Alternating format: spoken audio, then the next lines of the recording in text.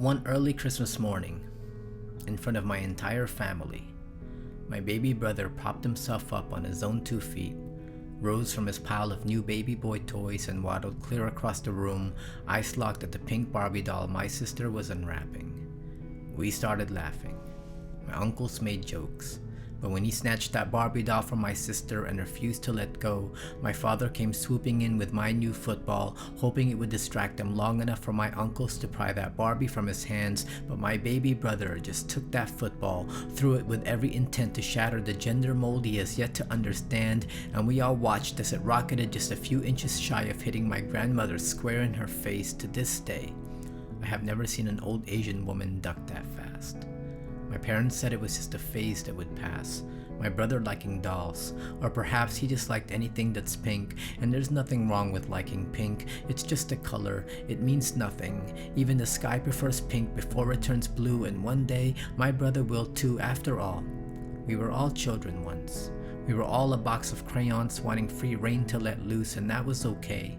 At least until the day our parents felt it was time to grow up, when they could no longer see our imaginations for the scribbles they were, when they felt they needed to teach us that this world is a coloring book and we need to stay inside the lines of whatever perfect picture someone else deemed appropriate to draw out. So when it came to raising my brother, my parents became devout, scolded him for skipping around the house, force-fed Tonka trucks like vegetables, snatched the pink crayon from his fingers and replaced it with blue. For the record, my parents were never cruel. They just wanted him to color a certain way, but by his 5th birthday, he still refused to put the dolls away. In fact, he was drawing them, Barbies wearing all the dresses he imagined out loud, colored each one with all the pink crayons left over after he threw all the other colors out. By his 8th, my parents finally admitted it was clearly not a phase. The day my mother stopped him just seconds before he tried applying her makeup to his face. By his 16th, he was hiding women's dresses in the closet behind his clothes. But on the day he turned 18 years old, my baby brother reached his hand to the back of that closet, pulled out one of those dresses and said he was no longer gonna hide, swiped the first streak of makeup across his eyes, looked into the mirror and told himself, "I am free."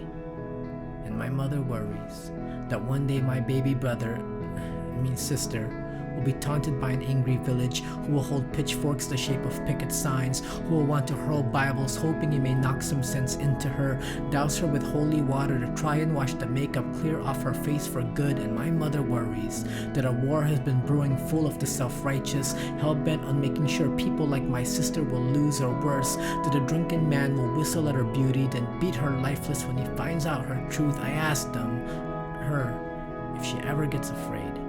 She said she's more afraid of who she would become if she denied what she felt in her heart. She said if she had a choice, she would have tapped God on the shoulder the moment he started to piece her together and say, "Hey, I think you're using the wrong parts." But she can't, because God creates what he creates. She said if I was created as a boy with a longing to be a girl at an age when I was still too young to comprehend the choice I was about to make, then I have to believe God makes no mistakes. And if God is a loving God, you all say he is, then I have to believe he would never create someone he only intended to hate. The poet in me wants to tell her she's right. My left wing says hand her an axe and we'll both ride courageously into the night, chopping down every single picket sign we see in sight. But this is not a transgender pride poem. I'm not here to trivialize a struggle. I'm not trying to wage a revolution. I'm not even sure what fight this is, because when it comes to all this, there's a lot I still don't know.